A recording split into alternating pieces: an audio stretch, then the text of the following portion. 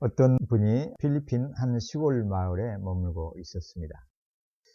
어느 날 한 주민의 집에 있는데 갑자기 바깥이 소란스러웠습니다. 바깥을 보니까 사람들이 아우성을 치며 도망을 하고 있는데요. 보니까 산 꼭대기로부터 검은 흙탕물이 쏟아져 내려오고 있어서 그런 피신을 하는 중이었습니다. 온 마을 사람들이 공포에 질려서 소리를 지르며 도망을 하고 있었습니다.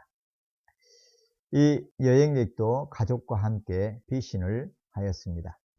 그런데 중간에 사투를 벌이는 피신 중에 그만 헤어지게 되었습니다. 그래서 가족을 찾을 수가 없었습니다. 고함을 지르며 이름을 불러보지만 아무 응답도 없습니다. 그렇게 사색이 되어서 한참 시간을 버둥거리다가 옆에 뭐가 걸리는 것을 느꼈습니다. 보니까 가족이 곁에 잠들어 있습니다. 허망하게도 그것은 두려운 순간이었지만 꿈이었습니다. 몹시 두려웠지만 꿈이라는 것을 확인하고 마음을 놓을 수가 있었습니다. 사실 이것은 제가 꿈입니다. 꿈이 너무 생생하여서 왜 이런 꿈을 꿨을까 한번 정리해 보니까 오늘 우리의 현실로 인한 내면의 어떤 염려, 그리고 더 큰 것은 말씀 준비에 대한 부담감, 이런 것들이 얼마 전에 뉴스를 통해서 미국 캘리포니아 산사태 장면이 아마 겹쳐진 것으로 보입니다.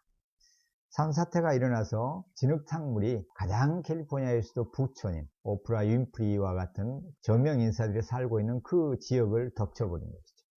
그래서 날벼락을 맞고 주민들이 대피하고 집이 이렇게 무너져 내리는 장면을 뉴스를 통해서 봤는데 그게 아마 이렇게 겹쳐서 이런 꿈을 꾼 것 같습니다. 제가 이런 꿈 얘기를 하는 것은 꿈을 소개하려는 것이 아니고 새해를 출발할 무렵 또는 일상의 삶 속에서도 모든 사람들은 크든 작든 불안을 안고 살아가는 경우가 허다합니다. 특히 오늘 한반도에 거주하는 우리는 더 그러하죠. 불안의 원인은 다양할 것입니다. 아무리 안전한 곳에 있더라도 인간 존재의 내면에서 솟아오르는 근원적인 불안감을 또한 떨쳐버릴 수가 없습니다. 심지어 오늘 본문에 보면은 가장 능력이 있으신 주님과 함께 지내고 있는 예수님의 제자들도 예외는 아니었습니다. 14장 1절에 보면은 주님이 마음에 근심하지 말라 이렇게 제자들에게 말씀을 하고 있음을 볼 때 제자들은 이때에 근심 가운데 있었다는 것이죠. 우리는 오늘 본문을 보면서 제자들과 같이 또한 이 땅의 우리 국민들과 같이 불안에 떠는 사람들을 향해서 또 불안에 떨고 있는 제자들을 향해서 주님이 어떻게 대하고 계시는지 오늘 본문을 살펴보면서 한 해의 출발 지점에 서 있는 우리도 이 말씀을 함께 듣기를 원합니다. 먼저 26절에서 먼저 성령님이 소개되고 있습니다. 불안을 떨쳐버리는 것, 평안을 갖는 것과 성령님은 어떤 관계가 있기에 주님이 먼저 말씀을 통해서 성령님을 소개하고 있는지 질문을 갖고 말씀을 들어보도록 하죠. 25절에 보면은 내가 아직 너희와 함께 있어서 이 말을 너희에게 하였거니와 예수님이 지상에 제자들과 함께 계시는 동안 하늘로 올라가시기 전에 제자들에게 주신 말씀임을 알 수가 있습니다. 그런데 아직 너희와 함께 있다. 이 표현을 보면 아직까지는 함께 있지만 언젠가는 떠난다. 이 말씀, 이것을 염두 볼 수 있는 그런 내용이죠. 함께 있을 동안에 너희에게 이 말을 한다. 이 말씀이죠. 그리고 26절에서는 보혜사 곧 아버지께서 내 이름으로 보내실 성령, 그가 너희에게 모든 것을 가르치고 내가 너희에게 말한 모든 것을 생각나게 하리라. 이렇게 주님이 말씀하십니다. 이것은 언젠가 주님이 제자들로부터 떠나가게 되시는데 그때 그러면은 어떻게 제자들은 살아야 할 것인가? 미래를 내다보시면서 주님이 염려하지 말라는 것이죠. 성부 하나님이 예수님의 이름으로 보내실 성령님이 너희와 함께 하실 것이라는 내용입니다. 보혜사, 파라클레테. 이 보혜사라는 단어, 파라클레테라는 단어는 여러 가지로 번역을 할 수가 있죠. 변호사, 돕는 자, 위로자, 상담자. 여러 가지로 번역을 할 수가 있습니다. 교사. 핵심적인 내용은 가까이서, 바로 곁에서 그 사람을 위해서 돕고 변호하고 어려움으로부터 벗어나도록 구출해주는 그러한 돕는이로 계신다라는 의미입니다. 예수님이 떠나가시지만 제자들은 홀로 남아있지 않다는 거예요. 성부 하나님이 예수님의 이름으로 보내시는 보혜사가 파라클레테가 바로 곁에라는 말이죠. 바로 곁에서 너희를 향해서 변호해 주시는, 도와주시는, 위로하시고 길을 인도해 주시는 그분이 계실 것이니까 염려하지 말라는 의미였습니다. 그런데 26절에서 구체적으로 성령 하나님이 하실 역할을 예수님이 소개해 주셔요. 잘 생각해 보세요. 성령님 하면 우리가 뭘 먼저 생각하시는가요? 대부분은 성령님을 통해서 베풀어 주시는 은사, 그리고 능력, 또 어떤 치유, 이런 것들을 많이 생각을 하죠. 그러나 주님이 오늘 26절에서 가르쳐 주시는 성령님에 대한 사실은 무엇인가요? 성령, 그가 너희 제자들이요, 제자들에게 모든 것을 가르친다. 성령님의 중요한 사역이 뭐라고요? 가르치는 일. 먼저 이것을 말씀을 하고 있습니다. 두 번째는 뭡니까? 내가 너희에게 말한 모든 것을 생각나게 하리라. 성령님이 예수님이 떠나가신 다음에 오셔서 제자들을 가르쳐 주신다. 교사가 되어 주신다. 그런데 잘 보세요. 이 가르침의 내용이 무엇인가를 또 예수님이 제안하여서 구체적으로 명시해 주고 계셔요. 이런 부분을 우리가 잘 이해할 필요가 있어요. 성령님이 어떤 분이신가? 성령님은 무슨 일을 하시는가? 첫 번째는 뭐라고 그랬습니까? 가르치시는 분이다. 모든 것을 가르쳐 주신다. 삶에 관한 모든 것을 가르쳐 주신다. 그런데 그 모든 내용이 예수님은 뭐라고 가르쳐 주셔요? 그 다음 구절에 내가 너희에게 말한 모든 것을 뭐 하신다? 생각나게 하신다. 성령님이 가르치시는 사역의 핵심 내용은 예수님과 관련되는 일임을 알 수가 있어요. 이걸 잘 알아야 돼요. 성령님을 보내시는 이유는 예수님께로 인도하기 위해서, 예수님을 알리기 위해서, 예수님의 가르침을 더욱더 잘 깨닫고 기억하고 확고하게 그 가르침 위에 서도록 하기 위해서 성령님을 보내십니다. 성령님의 주된 일은 예수님을 가르치시는 거예요. 그런데 예수님을 가르치시는데 새 것이 아니라 무언가 하면 잘 보세요. 내가 너희에게 말한 모든 것을 생각나게 하시는 그러한 가르침. 그런데 지상에 예수님이 계실 때에 제자들에게 가르치시는 많은 내용들이 있죠. 하나님 나라에 관한 일들을 다 가르쳐 주셨어요. 구약의 말씀을 가지고 이 말씀이 누구를 가르치시며 어떻게 이루어졌고, 그리고 하나님의 계획과 뜻이 무엇이고, 하나님께서 무엇을 위해서 메시아를 예언하시고 약속하시고 그 메시아를 지금 나사렛 예수 그리스도 이심을 증거하시고 그분을 통해서 하나님의 약속을 이루고 계시는지, 그러한 일들에 대해서 예수님이 제자들에게 하나하나 가르쳐 주셨죠. 성부 하나님이 구약의 율법과 선지자들을 통해서 가르쳐 주신 모든 내용이 누구에 관한 것이다? 예수님, 예수 그리스도에 관한 것이다 라고 주님이 가르쳐 주셨죠. 그런데 주님이 이제 떠나셔요. 그러면 성령님을 성부 하나님께서, 성부 하나님이 보내시고 또 성자 하나님 예수님이 보내시는 영, 성령님이 오셔서 이 땅에서 하시는 일도 예수님이 하신 일하고 똑같다는 거예요. 예수님이 가르쳐 주시는 그 가르침의 내용들을 전부 다 제자들에게 생각나게 해주신다. 그런데 우리는 성령님을 오해할 수가 있죠. 성령님을 우리가 사모해서 성령님을 받게 되면은 은사가 충만해서 예언의 은사도 받고, 그래서 뭔가 새로운 일들, 나에게만 주는 어떤 특별한 일을 내가 깨닫고 그것을 세상에 선포하는 것으로 오해하는 사람들이 종종 일어나죠. 계속 역사적으로 일어나요. 그런데 오늘 주님은 뭐라고 그러셔요? 분명히 알 필요가 있죠. 내가 너희에게 말한 모든 가르침을 생각나게 하는 일, 그 일을 위해서 성령님을 보내신다는 거예요. 성령님은 나사렛 예수 그리스도, 부활하시고 승천하신 그분을 증거하시는 분이다. 확증하시는 분으로 주님이 보내시는 거예요. 성부 하나님이 보내십니다. 두 분이 다 성경에는 보내시는 걸로 나와요. 자, 성령에 대한 분명한 이해가 이렇게 일단 이 기준이 있어야 돼요. 이렇게 성령님의 역할을 분명하게 주님이 가르쳐 주신 다음에 이제 27절 말씀입니다. 평안을 너희에게 끼치노니 곧 나의 평안을 너희에게 주노라. 내가 너희에게 주는 것은 세상이 주는 것과 같지 아니하니라. 너희는 마음에 근심하지도 말고 두려워하지도 말라. 성령님을 소개한 다음에 성령님이 하실 일을 미리서 말씀해 주신 다음에 예수님은 평안을 말씀하고 계세요. 평안을 너희에게 끼치노니 곧 나의 평안을 너희에게 주노라. 이렇게 말씀하셔요. 성령님과 평안, 어떤 관계가 있을까요? 성령님을 소개하고 난 다음에 평안을 얘기하시는 것. 두려워 말라, 내가 성령 보혜사를 너희에게 보내리라고 말씀하시는 것. 이 두려움을 이길 수 있는 길이 어디 안에 있다라는 겁니까? 성령님을 통해서 있다는 거죠. 그런데 성령님이 하시는 일은 주님이 가르쳐 주신 모든 것을 다시 생각나게 하고 깨닫게 하는 그 일입니다. 이걸 통해서 볼 때 인간의 두려움, 신자의 불안을 씻을 수 있는 길은 뭐라는 거예요? 성령님이 오셔서 하시는 일인데 성령님은 뭘 갖고 그런 불안들을 잠재운다는 거예요? 주님이 가르쳐 주시는 교훈을 가지고 우리 영혼에서 싹트는 불안들, 염려들을 잠재우신다는 거예요. 말씀으로 초대죠. 우리가 말씀을 부지런히 가까이 해야 될 이유가 여기에 있는 거예요.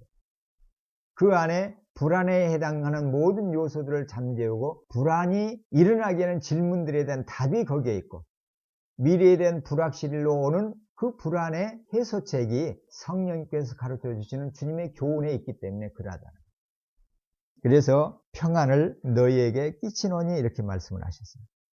여기에서 우리가 평안을 끼친다 라고 하니까 평안을 내가 어떤 영향력을 행사해서 이렇게 끼친다. 마치 풍선에 물이나 공기가 담겨 있으면 오른쪽을 누르면 왼쪽으로 나르는 거죠. 그 왼쪽이 이제 나오죠. 이제 끼치는 거죠, 영향을. 이런 것으로 생각이 되어지죠. 근데 여기에서 끼치다라는 단어는 사실 아피엠이라는 단어인데요. 이것은 유언으로 남기다 이란 뜻이에요. 그러니까 이 말씀을 좀 더 다르게 번역을 해보면 평안을 내가 너희에게 남기노니 이라는 말씀입니다. 평안을 남긴다. 이 말씀은 유업으로 남겨주신다 이 말이에요. 유언으로 남긴다. 예수님은 제자들에게 평안을 남겨주시겠다고 하십니다. 남겨주는 분은 누구이신가요? 우리 주님이 그러시는 거죠. 이 샬롬이라는 단어는 히브리 문화권에서는 일상의 인사말이죠. 그래서 헤어질 때 샬롬, 만날 때도 샬롬 이렇게 쓰는 말이죠. 그런데 성경에서 지금 이 아피엠이라는 샬롬이라는 단어가 지금 여기에서 이제 예수님이 떠나가시기 전에 고별 인사로 샬롬 이렇게 하시는 거잖아요. 떠나는 인사, 헤어지는 인사. 예수님이 부활하신 후에 십자가에서 이제 죽으시고 부활하신 후에 제자들에게 찾아오시죠. 그때 뭐라고 하셔요?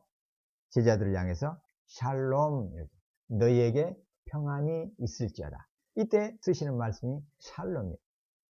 그러면은 떠나시면서 남겨주신 말씀이 샬롬이었잖아요. 부활하신 주님이 찾아오셔서 처음 주신 말씀도 샬롬이에요. 성경에서 샬롬, 평안이라는 말은 헤어질 때 또 처음 만날 때 같이 쓰는 이중적인 의미로 쓰여지고 있습니다. 우리말도 안녕 이 말도 안녕하세요 만났을 때 인사도 되지만 또 헤어질 때 안녕 하고 이렇게 손을 누르면서 안녕하죠. 마찬가지로 샬롬이라는 단어도 성경에서 이렇게 쓰여지고 있다는 겁니다.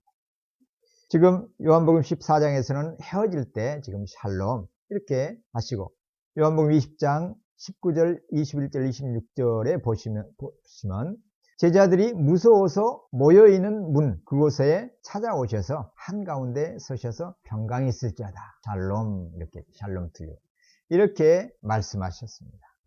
그러면은 유언으로 남길 때 남긴 인사로서의 샬롬 평화 그리고 부활하신 후에 승리하신 그분이 또 오셔서 샬롬 이렇게 말씀하신 이 이중적인 개념 속에는 이 평화라는 샬롬은 메시아적인 의미와 함께 종말적인 의미가 담겨 있음을 가르쳐 줍니다. 구약에서 약속하셨던 그 메시아를 통해서 이루어질 나라가 평화의 나라죠. 전쟁과 불안과 공포로 세상은 덮여 있는데 그러한 세상으로부터 불안과 염려와 걱정, 전쟁의 소식, 악의 요소들로 인한 불안, 이런 것들을 잠재우러 오시는 분이 누구다? 메시아라는 것이죠. 그래서 하나님의 평화를 이루기 위해서 보내실 자가 메시아라는 것이죠. 그런데 이 메시아가 약속대로 오셨죠. 예수님. 그런데 그분이 떠나셨잖아요. 떠나신 그분이 다시 한번 종말의 때에 진정한 평화를 가져오실 분으로 말씀하시는 거예요. 그러니까 떠나시면서 미래에 오실 것을 염두에 두고 평안을 너에게 유언으로 남기노니 이렇게 말씀하고 있어요. 그 샬롬을 지금 요한복음의 저자인 사도 요한을 통해서 하나님께서 주고 계십니다.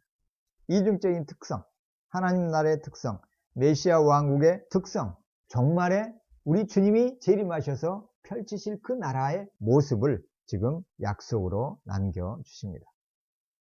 그래서 구약에서도 보면은 모세오경 가운데 민수기 6장에 보면은 제사장이 하는 중요한 역할 가운데 뭐였습니까? 모임이 다 끝날 무렵에 회중을 향해서 꼭 이런 축도를 하도록 되어 있었죠. 여호와께서 모세에게 이렇게 말씀하시는데 아론과 그의 아들들은 이렇게 말하라. 그러면서 이것은 너희 이스라엘 백성이 어떻게 복을 받도록 하는 것인지에 대한 말이다 하면서 그들에게 이걸 말하라 이렇게 말씀하시면서 24절에 여호와께서 너희에게 축복하시고 너희를 지키시기를 원하노라. 25절에 여호와께서 그의 얼굴을 너희 위에 비추사 너희에게 은혜를 베푸시기를 원하노라. 여호와께서 그의 얼굴을 너희에게로 향하시고 너희에게 평화 주시기를 비노라. 이것이 민수기 6장 26절에 하나님께서 모세를 통해서 아론 제사장 지파 제사장들을 향해서 그의 백성 이스라엘에게 하도록 하신 명령입니다. 그 가운데 하나가 평화를 빌도록 평화의 복을 축복하도록 그렇게 명령을 내리셨죠. 그만큼 이스라엘에게 있어서 평화는 기본적이고 절대적으로 중요한 것임을 구약 때부터 벌써 말해주고 있습니다. 그런데 그 평화는 누구를 통해서? 하나님께서 제사장들을 통해서 그의 백성들에게로 흘러가게 그렇게 하고 계신다는 거죠. 이걸 통해서 하나의 그림을 볼 수가 있습니다. 제사장 중에 대제사장이 어느 분이셔요? 예수 그리스도이시잖아요. 그러니까 그의 백성, 하나님의 백성들이 평화를 누리는 것은 성부 하나님께서 성령님을 통해서 예수 그리스도의 가르침을 통해서 가르쳐 주시되 그 안에 평화를 누리도록 하듯이 주님이 지금 그 틀을 가지고 그 형태를 가지고 오늘 요한복음 14장에서 제자들에게 평화의 복을 지금 약속하고 계시는 장면입니다. 이 평화, 이것은 구약에서 선지자들을 통해서 반복해서 거듭거듭 주신 말씀이죠. 대표적으로 이사야서 9장 6절 7절 이하에 보면은 한 아이가 우리에게 주어졌고 그 어깨 위에는 권세가 놓여 있고 그는 기묘자라 모사라 전능하신 하나님이시라 영존하신 아버지 평화의 왕이라 일컬어지리라 이렇게 말씀하시다. 메시아에 대한 예언, 한 아이는 구주 예수 그리스도를 가리키는 말씀이었죠. 그분이 바로 원더풀 카운슬러, 기이한 위로자, 상담가, 전능한 하나님, 영존하시는 아버지, 성부 하나님이시죠. 그리고 평화의 왕, 예수님이 바로 그렇게 오셨죠. 그러시고는 7절에서 여호와의 열심히 이 일들을 행하리라 이렇게 말씀을 하십니다.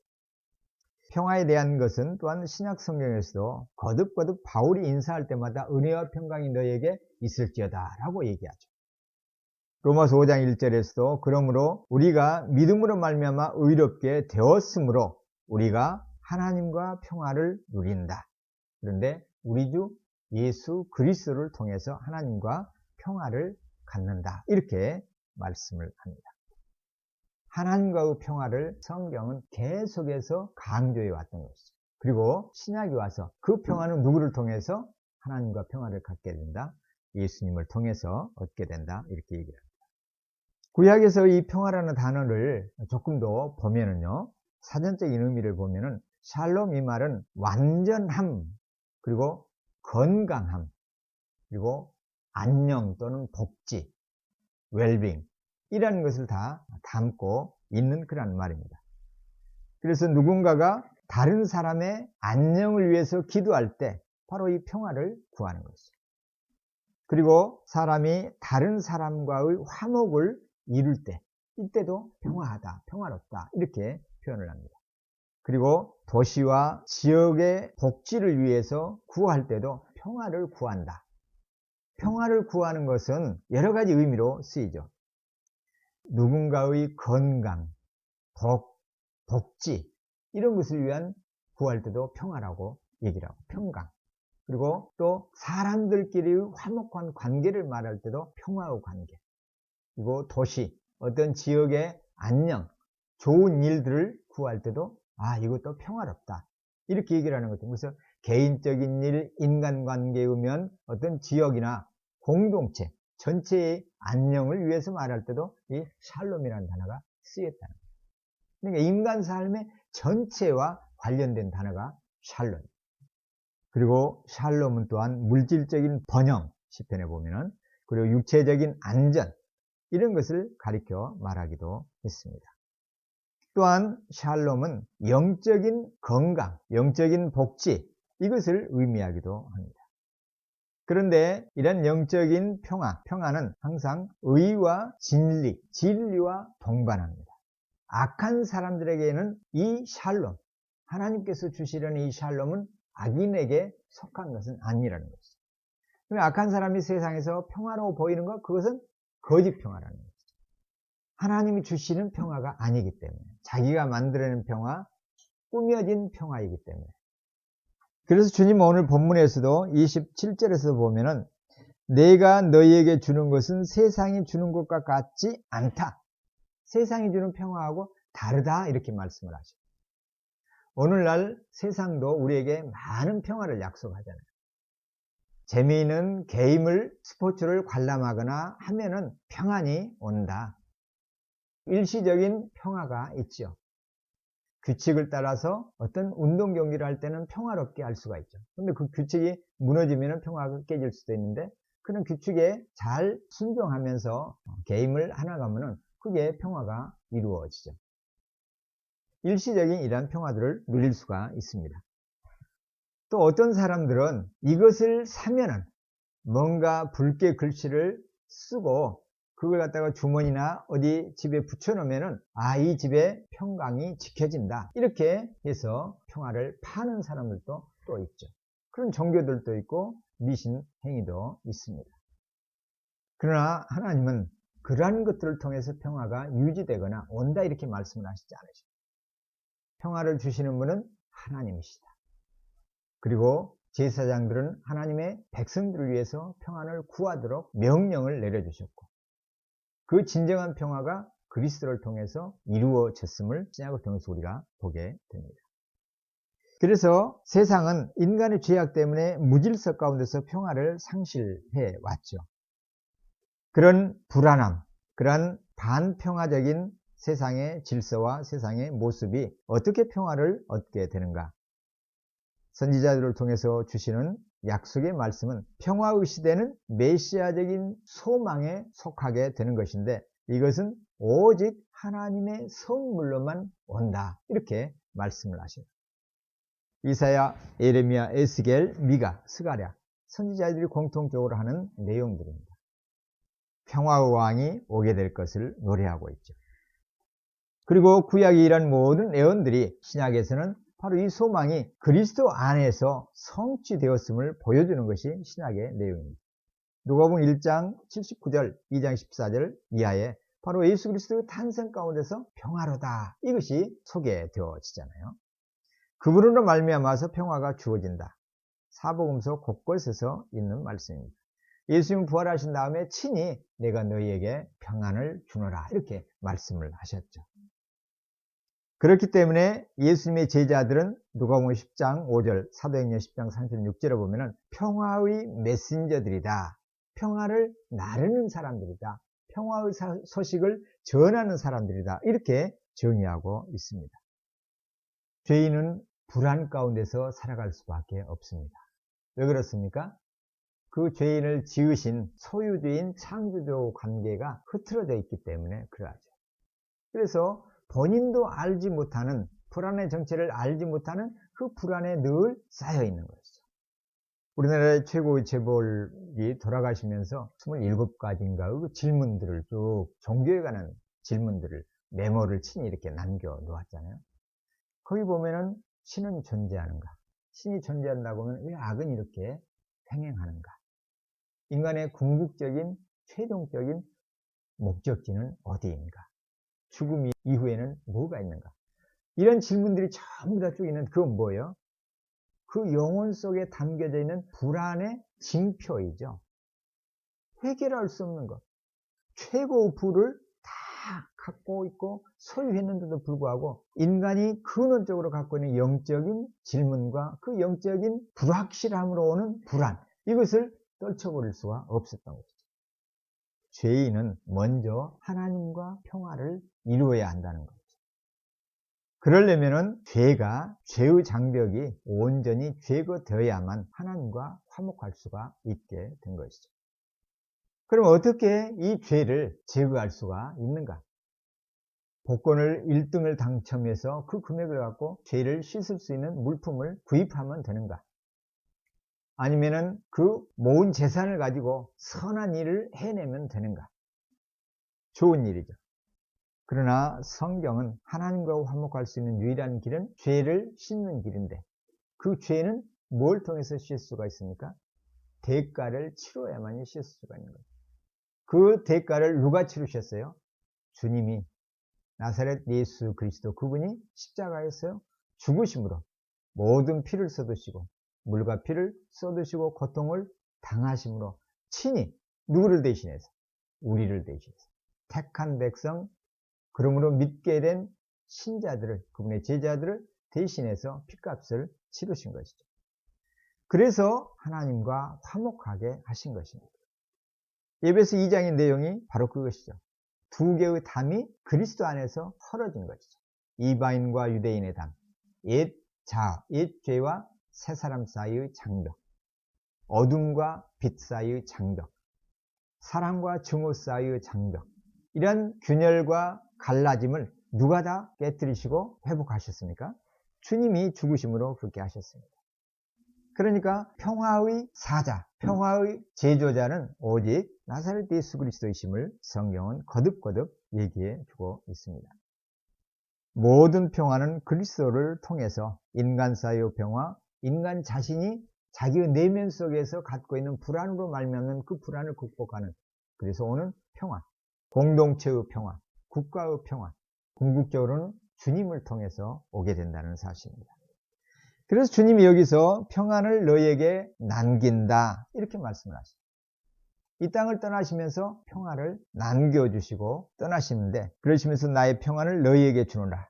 그런데 이 평화는 세상이 주는 것과 같지 않다. 가짜 평화와 다르다는 것이죠. 북한의 김정은이 한반도를 평화체제로 가자, 김일성, 김정일, 김정은에 이어서 오는 북한 공산당의 전략이죠. 한반도 평화체제. 한반도 평화체제. 그들이 말하는 평화는 뭐예요? 외국 군대가 이 땅을 떠나가는 거죠. 그럴 때 진정한 평화가 온다는 거죠. 적화 통일을 말하죠. 그런데 이런 한반도 평화체제, 우리도 남한도 그런 평화체제를 원하죠. 그러나 목표는 다르죠. 이걸 혼란해서는 안 되죠.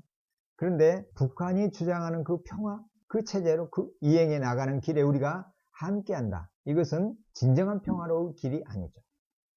똑같이 평화를 말하지만 자유를 기초로 한 평화를 말할 것인가, 아니면 국가사회주의를 이루기 위한 공산당 정권을 만들기 위한 그런 평화인가, 여기는 하늘과 땅처럼 차이가 있는 것이죠.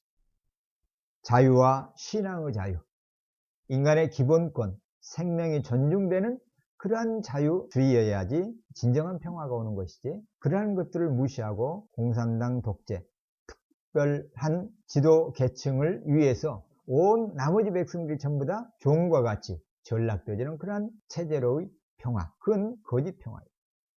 우리 주님이 주시는 평화는 그런 평화가 아닙니다. 어떤 구속이 일어나는 평화가 아니고 억압이나 박해가 일어나거나 착취와 어떤 경제적인 균등함만을 이루려는 그러한 평화가 아닙니다. 인간의 죄의 문제를 기본적으로 해결하고 그러므로 말미암아서 사람 사이의 관계, 한 지역의 평화, 국가의 평화, 궁극적으로는 하나님과의 평화가 이루어질 때 오는 그러한 평화를 주님은 말씀하고 있으십니다. 새해를 출발하는 우리에게 있어서는 참으로 이 평화가 필요합니다. 고통 가운데서도 평정심을 유지할 수 있는 그러한 평화, 두려움을 내어 쫓을 수 있는 평화, 다양한 걱정거리가 우리를 엄습하고 침투할 때 우리가 우리의 마음을 굳건하게 하고 우리의 정신을 지킬 수 있는 그러한 평화, 이런 평화들을 주님께서 약속하십니다. 그것은 오직 우리 주님만이 주실 수가 있습니다. 그런데 종종 인류 사회는 평화를 줄 수 없는데도 불구하고 여기에 평화가 있다, 이런 주장들이 있어 왔습니다. 세상에는 평화를 막는, 공격하는, 무력해하는 수많은 증오와 이기심, 비방, 악의, 두려움, 공포들이 늘 존재합니다. 이건 끝나지 않습니다. 이러한 분쟁, 불화에 대한 근본적인 이유를 다루지 않고 다만 어떤 특정 종교가 갖는 의식이나 신비주의 또는 어떤 이데올로기가 갖는 선전, 어떤 정당들이 구호로 국민의 마음을 일시적으로 사기 위해서 남용하거나 오용하는 그런 선전, 이런 것으로 개인의 평화, 사회의 평화, 이것은 올 수가 없습니다. 그렇게 해서 정치적 안정을 달성하려는 시도가 얼마나 허무하게 끝나버리고 그 정체가 거짓이었는가를 우리는 체험을 하였습니다. 사실 세상 권세, 사단이 지배하고 영향력을 행사하는 세상에 속된 그러한 평화 주장들은 결국 모든 사람들을 낭망하게 만들고 결국에는 평화라는 단어까지 혐오하게 만드는 그러한 일들을 많이 우리가 경험하게 됩니다. 바로 이 점에 있어서 하나님께서 속임수를 쓰는 세상의 권세자들, 세상의 영향력을 행사하는 거짓 사람들, 심지어는 교회 안에까지 침투해 들어온 거짓 선지자들 또는 신실함을 잃어버리는 영적 지도자들을 책망하는 이유가 바로 여기에 있습니다. 바로 진정한 평화를 선포하고 이루기 위해서는 아픈 죄악들을 도려내는 그러한 날카로운 그런 애언이 필요한데 그때마저도 평화로다, 이렇게 해서 하나님 백성의 상처가 깊지 않은 것처럼 붕대를 감아주면서 평화다, 평화가 임하였다, 이렇게 말하는 그러한 거짓 애언들을 주님은 책망하십니다. 그런 평화와 주님은 다르다, 이렇게 말씀하고 있으신 것이죠. 예수님의 평화는 우선 초월적인 평화입니다. 세상이라는 시간 공간에 매이는 한계 속에서 그 누구도 줄 수 없는 평화, 그 평화를 주님은 말씀하십니다. 하나님만이 주실 수 있는 그런 평화. 그런데 이 평화는 어떻게 올까요? 28절에서 31절의 내용이 바로 이 문제를 다루고 있습니다. 28절에서 31절의 내용을 보면은요, 내가 갔다가, 지금 예수님이 지상에 계시다가 떠나가신다는 거죠. 갔다가 너희에게로 온다. 이건 무슨 말이에요? 예수님이 예루살렘에 계시다가 갈릴리로 갔다가 다시 예루살렘에 오신다, 이 말씀일까요? 28절, 내가 갔다가 너희에게로 온다. 14장 1절에서 뭐라고 그러셨어요? 2절에 아버지 집에 거할 곳이 많다, 이렇게 말씀하셨죠. 아버지 집으로 떠나가시는 것을 말씀하셔요. 그리고 14장 2절에 보면 너희를 위하여서 거처를 예비하러 간다, 이렇게 말씀하시죠. 그리고 3절에 14장 3절에 가서, 이때도 말씀하시죠. 가서 너희를 위하여 거처를 예비하면 다시 와서 너희를 내게로 영접하여 나 있는 곳에 너희도 있게 하리라, 이렇게 말씀하십니다. 그러면서 14장 4절에 내가 어디로 가는지 그 길을 너희가 안다. 그러자 도마가 주님이 어디로 가시는지 우리가 알지 못하고는 그 길을 어떻게 알겠습니까? 아니, 주님이 가는 목적지를 모르는데 주님이 가시는 목적지를 향해서 가는 길을 어떻게 우리가 알겠습니까? 도마다운 반문, 질문이었죠. 그러자 예수님이 뭐라고 하셔요? 내가 길이요 진리요 생명이다. 나로 말미암지 않고는 아버지 하나님께로 올 자가 아무도 없다. 이렇게 말씀을 하십니다. 그러자 8절 이하에서는 빌립이 주님 아버지를 보여주십시오. 이렇게 하자 예수님이 이렇게까지 오랫동안 너희와 함께 내가 있었는데 어찌해서 나를 알지 못하느냐. 나를 본 사람이 바로 아버지를 본 것이다. 성부 하나님과 성자 하나님 사이의 하나됨. 그걸 통해서 아버지를 왜 보여달라고 하느냐. 나를 본 것이 아버지를 본 것이다. 이렇게 말씀하셔요. 아버지께로 가는 길이다. 나 외에는 예수 그리스도를 떠나서는 하나님 아버지께로 갈 사람이 아무도 없다. 그래서 길과 진리와 생명이 되십니다. 유일한 참 진리, 유일하게 생명을 얻을 수 있는 참 생명을 얻을 수 있는 유일한 길이 예수님 뿐이라는 거예요. 영원한 생명을 얻을 수 있는 것, 영원한 진리이신 분, 성부 하나님과 화목할 수 있는 유일한 길은 예수 그리스도 뿐이라는 거예요.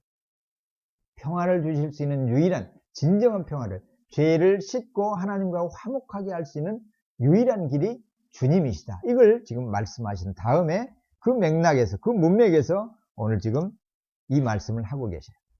간다. 아버지께로 가신다. 이 말씀이죠.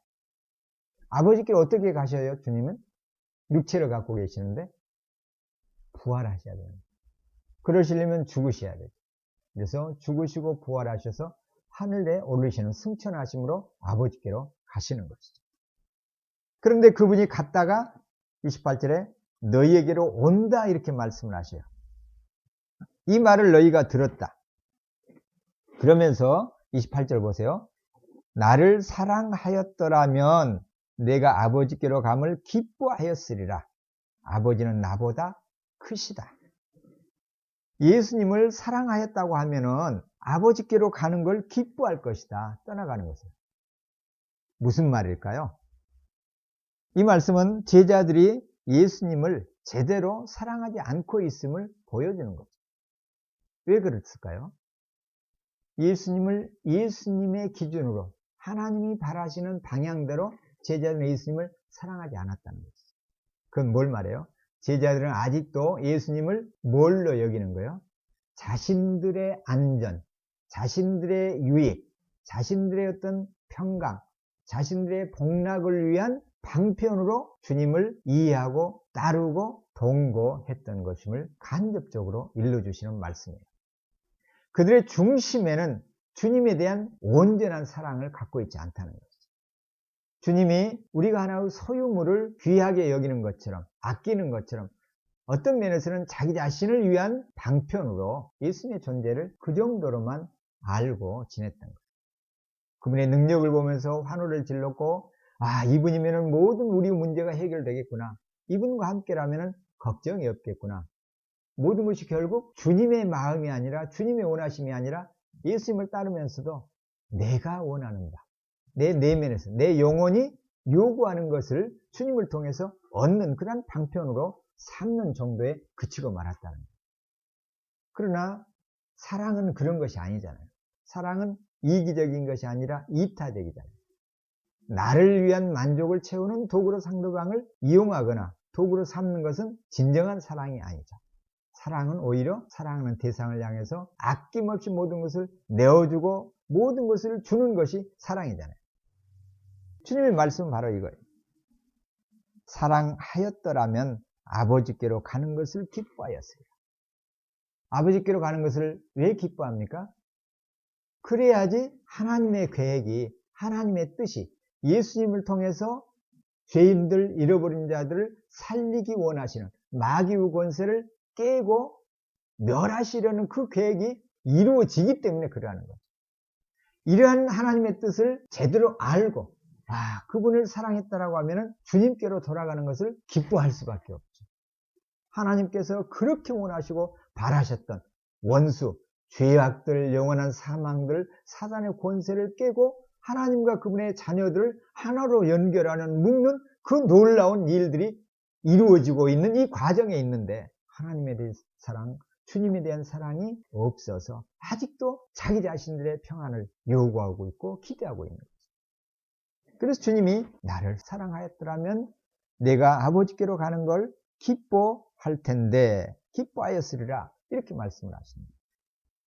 신자란 바로 그거죠. 우리가 예수님을 믿는다고 하면서 나의 어떤 유익, 나의 계획을 이루는 방편, 나의 목적을 이루는 수단, 이 정도로만 늘 생각하면 사랑의 관계가 안 된다는 거죠. 그것은 수단과 목적을 이루는 그런 관계에 불과해요. 비인격적이죠, 어떤 면에서. 그리고 28절 끝부분에 아버지는 나보다 크심이라 이렇게 말씀을 하셨죠. 성부 하나님은 성자 하나님보다 크시다. 이 구절을 놓고 많은 주장들이 있어 왔어요.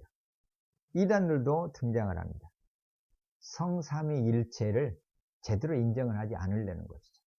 예수님의 하나님 되심을 거부하는 사람들이 이 구절을 동원하여서 자신들의 주장을 이렇게 뒷받침하는 그런 구절로 삼습니다. 성경은 예수님이 그러하셨듯이 성부 하나님과 성자 하나님이 동등한 분이다, 이렇게 소개를 하죠.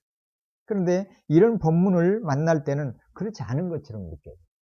그럼 도대체 이건 무슨 뜻인가? 오늘 길게는 설명할 수가 없지만 예수님의 신성을 부정하는 그러한 구절이 아니라는 점을 우선 결론적으로 우리가 알아야겠습니다. 교회사에 나타난 오류를 지닌 분파 가운데 하나, 아리우스파는 예수님이 하나님과 동등하시다는 이 진리를 부정하기 위해서 28절 말씀을 이용을 합니다. 그래서 예수님은 적어도 하나님보다는 작으시다, 이렇게 주장을 했어요. 예수님의 신성을 부정하는 거죠. 영지주의자들은 반대로 주장해요. 성부가 예수님보다 크시다는 주장을 부정하기 위해서 예수님의 성부와 동등하시다는 증언을 이용해 먹습니다. 예수님은 어떤 면에서 신일 수 있지만 완전한 사람이 아니다, 예수님의 인성을 부정하기 위해서 또 이러한 것들을 원형하기도 합니다. 그런데 결론을 보면은, 잘 보면은 알 수가 있어요. 아버지는 나보다 크시다, 그 앞 구절에 뭐예요? 내가 아버지께로 감을 기뻐하였으리라. 예수님이 아버지께로 가신다. 그리고 예수님은 그 전에 누구로부터 보냄을 받았다라고 자주 말씀하셨어요. 성부 하나님으로부터 보냄을 받았다, 이렇게 늘 말씀하시죠. 아버지께서 나를 보내셨으니, 이런 말씀을 자주 하셔요. 이건 보냄을 받은 자와 보낸 사람 사이의 관계를 말하죠. 보낸 사람이 큽니까? 보냄 받은 사람이 큽니까? 보낸 사람이 더 크죠. 그런 면에 있어서 성부가 나보다 크시다. 성부 하나님으로부터 나는 보냄을 받았다. 성삼위 하나님 사이의 회합을 통해서 이렇게 이런 역할을 하시기로 결의하신 것이죠. 성부의 보내심도 되지만 성자 하나님의 자발적인 순종도 되는 거죠. 이런 면에서 성부가, 아버지가 나보다 크시다, 이런 면이에요. 그렇지만 그냥 기능, 역할에 있어서의 차이를, 구분을 말씀하시는 것이지 어떤 능력이나 지위나 이런 면에서의 차등을 말하는 것이 아니라는 거예요. 이걸 가지고 그러니까 신성, 예수님의 신성이나 예수님의 인성을 부정하는 그런 것으로 나가면은 이 구절이 말하려고 하는 문맥하고 다르다는 거예요. 성부가 크시다는 말은 성부의 보내심을 받은 자다. 그러니까 성부께로 돌아간다라는 말씀을 하셔야 되는 거잖아요. 보낸 분에게로 돌아간다. 이걸 지금 말씀하시기 위해서 이렇게 지금 사용하시는 말씀입니다. 자, 그런데 이 단락에서의 핵심은 누가 더 큰가, 삼위 가운데, 그런 말씀이 아니라 지금 간다라는 말이에요. 간다. 계속 한번 보도록 하죠. 29절. 이제 이 일이 일어나기 전에 너희에게 말한 것은, 너희에게 뭘 말씀하셔요? 제자들에게 평안을 유언으로 남긴다. 그리고 보혜사를 보낸다. 그리고 내가 돌아온다. 그러니까 너희는 마음에 근심하지도 말고 두려워하지도 말라. 27절 평안을 주노라. 이렇게 말씀하시죠. 이런 일들을 쭉 말씀을 하셨죠. 그래서 이런 일들에 대해서 말한 것, 아버지께로 돌아가시면서 주님이 제자들에게 하시는 말씀이잖아요. 그래서 일이 일어나기 전에 너희에게 이런 것들을 말하는 것은 일이 일어날 때 너희로 하여금 믿게 하려는 것이다. 이게 무슨 말일까요, 도대체? 일어날 일은 뭐고, 미리 말하는 것은 또 어떤 말씀이고, 또 일어날 때는 언제이고, 이 일은 뭐에 대한 일이에요, 그러면? 이 일이 일어날 때는 아직 일어나지 않았다는 것이죠. 미래에 일어날 일이죠. 그런데 아버지께로 돌아가는 일과 관계되어지는 거죠. 성령을 보내심, 평안을 주심, 남겨두심, 이런 것들이 다 뭐하고 관계돼요? 이 일과 관련돼요. 그러면은 더 한번 볼 필요가 있어요. 30절. 이후에는 지금 예수님이 지금 제자들에게 말씀하시고 계시는 시점에서 그 이유를 말하죠. 이후에는 내가 너희와 말을 많이 하지 아니하리니, 말을 이제는 많이 하지 않으시겠대요. 가르침이 이제는 많이 안 하시겠다는 것이죠. 왜 그러신가요? 이 세상에 임금이 오겠습니다. 세상 임금은 누구예요? 사단 권세죠. 사단의 수정들은 세상 권세도 있을 것이고, 세상에서 사단을 대행해서 왕노를 하는 자. 여기서는 이제 사단을 궁극적으로 말하고 있죠. 이 세상의 임금이 오겠습니다. 그러나 그는 내게 관계할 것이 없다. 그리고 31절, 오직 내가 아버지를 사랑하는 것과 아버지께서 명하신 대로 행하는 것을 세상이 알게 하려 함이로라. 일어나라, 여기를 떠나자 하시니라. 도대체 28절 이하에 일어날 일들, 아버지께로 가는 거, 일어날 일, 세상 임금이 오는 거, 그리고 세상 임금은 예수님에게 관계할 것이 없는 것, 그리고 아버지께서 명하신 대로 행하는 것을 세상으로 하여금 알게 하려는 것, 아버지의 사랑과 아버지의 뜻이 성취되고 있는 것 세상이 알도록 하기 위해서 이런 일들이 있다. 이런 일은 도대체 전부가 다 뭘 말하는 거예요? 뭘 가리키는 말씀일까요? 십자가 사건을 말하죠. 십자가. 세상 임금이 와서 할 일이 뭡니까? 아버지께로 돌아가기 전에 주님이 최종적으로 하실 일이 뭐예요? 대속의 사건이잖아요. 마귀가 원하는 것, 하나님과 죄인들이 평화를 이루지 못하도록 하는 일들이잖아요. 그래서 예수님을 죽이는 거잖아요. 예수님은 그게 목적이니까. 그런데 놀랍게도 예수님은 그 죽으심을 통해서 세상 임금의 권세를 깨버리시고 오히려 하나님의 목적을 이루어 버리시죠. 역설적이죠. 그런데 30절, 세상 임금은 내게 관계할 것이 없다. 이것이 십자가 사건을 염두에 둔 말씀임을 또 지지해주는 구절이 바로 이거예요. 세상 임금이 예수님에게 대해서 관계할 것이 없다. 세상 임금은 예수님을 늘 대적하고 괴롭히잖아요. 공생애를 시작하실 때부터 성령에 이끌려 예수님은 사단에게 미혹을 받아서 시험을 치르셨잖아요. 그리고 유대인들이라는 이 종교 계급들, 지도자들을 통해서 늘 반대를 받는 거죠. 사단의 권세에 바로 속임을 받고 그런 일들을 했던 것이죠. 그리고는 이제는 십자가에 달려 죽게 하는 일들. 그렇지만 사단이 관계할 것이 없다. 이것은 십자가에 달려 죽으시지만 예수님은 사단이 예수님에게서 물을 만한 죄가 없으시다라는 거예요. 그런 면에서 사단은 전혀 예수님에게 어떤 관계도 할 근거가 없으신 분이에요. 성결하시고 깨끗하시고 순수하신 분이시기 때문에 사단이 그에게서 어떤 책임을 물을 만한 그 어떤 것도 없는 분이시죠. 사단이 관계할 내용이 없어요. 신문할 내용, 고소할 내용, 고발할 내용, 너 이거 잘못했어 이렇게 말할 관계할 것들이 아무것도 없는 분이에요. 그럼에도 불구하고 세상 임금의 사주를 받아서 십자가의 희생을 스스로가 순종하시며 허락하시는 그런 주님의 사역을 염두에 둔 말씀입니다. 그래서 28절 이하 31절까지의 내용은 정리하면 이거예요. 십자가를 통해서 아버지의 사랑을 보이시고 그리고 십자가 사건이 아버지께서 이루시기를 원하시는, 그래서 예수님에게 명령하신 그 일이라는 걸 31절 뭐다? 세상으로 하여금 알도록 하기 위해서 지금 이 길을 내가 걷는데 이 일이 이루어지기 전에 먼저 너희에게, 제자들에게 이것을 말하고 있다, 말해준다. 십자가 사건을 앞두고 성부 하나님께로 돌아가시기 직전에 예수님이 지금 얼마 있으면 일어나게 될 일들을 지금 제자들에게 알려주신다는 거예요. 그러면서 아버지의 사랑, 아버지의 명령에 대한 순종과 성취, 이 일이 성부 하나님으로 통해서 이루어지는 일임을, 그리고 예수님이 성부 하나님을 얼마나 사랑하는지, 그래서 그분에 대한 사랑으로 십자가 지시기까지 순종한다는 것을 지금 말씀하고 있는 내용이에요. 그러면은 평안을 말씀하시면서 왜 십자가의 사건을 예수님이 말씀하시는가? 이거 우리가 연결해서 생각을 해볼 필요가 있죠. 진정한 평안은 주님의 십자가를 통해서만 이루어지기 때문에 그러하다는 거죠. 그래서 이것은 세상이 주는 평화하고는 전혀 다른 평화예요.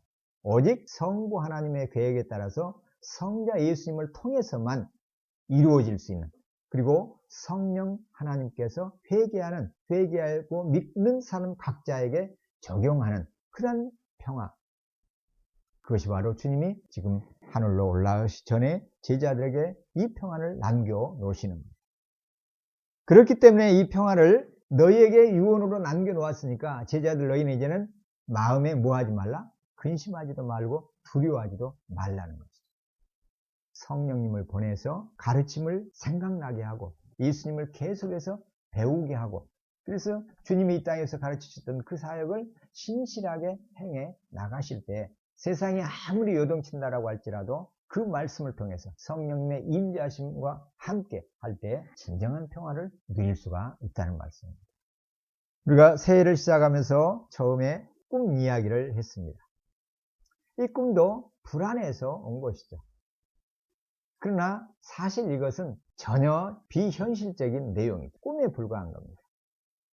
우리는 이처럼 이유를 알든 모르든 다양한 불안을 안고 하루하루를 살고 새해를 맞이하고 또 이제는 출발해 걸어가고 있습니다. 이러한 때 진정한 평안을 구하기 위해서 어떤 것들을 우리가 사모하거나 동원할 필요가 없음을 알 수가 있습니다. 우리에게 평안을 줄 수 있는 것은 세상으로부터 오지 않는다고 주님이 말씀하십니다. 세상이 주는 것과 다른 평안은 오직 주님을 통해서, 주님의 십자가를 통해서 아버지에 대한 사랑을 나타내시기 위해서 끝까지 순종하심으로 십자가의 구속의 사랑을 완성하신 그분을 통해서 오시고, 그 나사렛 예수 그리스도가 부활하셔서 승천하신 후에 보내어 주신 성령님을 통해서 우리에게 확인되어지고 계속해서 반복적으로 입증되어질 그 평화를 우리가 누려야 된다는 거죠. 그 평화는 성령님께서 예수님의 가르침을 계속해서 들려주시고 가르쳐주시고 생각나게 하심으로 그 평화를 누릴 수가 있게 됩니다. 오늘 말씀도 마찬가지죠. 성령님의 감동하심을 받아서 사도 요한을 통해서 기록한 이 말씀을 통해서 다시 우리는 평화의 소식을 듣고 읽고 묵상하고 우리의 심령 속에 이 말씀이 들려질 때 지금 성령 하나님께서 우리 각 사람 한 사람 한 사람에게 평안을 지금 심어주고 계시는 거죠.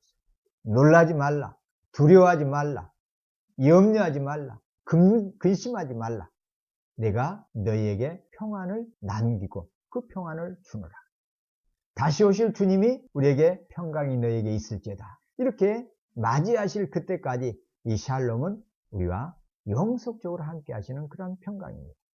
세상이 흔들 수도 없고 줄 수도 없는 그러한 평화, 그러한 평화를 이 생명의 말씀을 계속해서 성령님을 통해서 들으심으로 우리가 그 평안 가운데서 누리고 평안을 통해서 우리가 목표한 바다를 흔들림 없이 이뤄나가는 그러한 한 해가 되어야 되겠습니다.